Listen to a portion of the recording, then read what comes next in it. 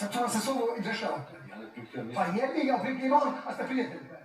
Ja se ne prikrio tako. Meni nije rekao. Meni nije rekao ništa. Šta je Bio rekao? sam s tobom, ne pričao o tebi ovo moj, koga je jebo, kako je jebo, ko se drogira, ko se ne drogira, ko ne tako. Ne pričamo o tome, gradice. Tako je napolju.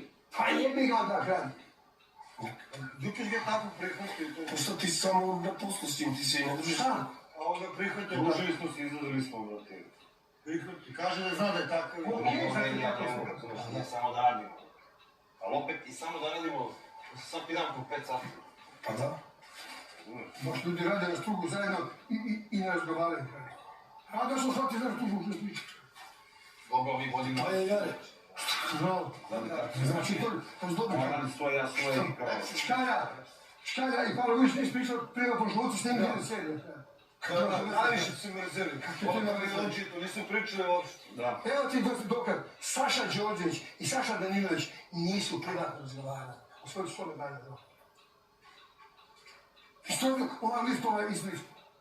Nisi Đorđe se pričao? Da, ispričam ušte, kada si malo. I nisu se ponosili nikad. Majke. Je to neko primijetio? Majke? Je to neko primijetio? Nikad ne bi rekao. U svojoj škole dalje. Ovo je očito, nisu pričali uopšte. Da. Evo ti dokaz, Saša Đorđević i Saša Danilović nisu privatno razgovarali. U svojoj škole dalje. I što je ona listova izlistu?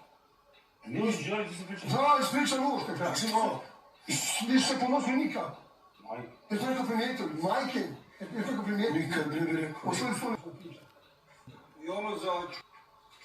I što je ona listova izlistu? Nisi Đorđe se pričao? Da, ispričam ušte, kada si malo. I nisu se ponosili nikad. Majke. Je to neko primijetio? Majke? Je to neko primijetio? Nikad ne bi rekao. U svojoj škole dalje.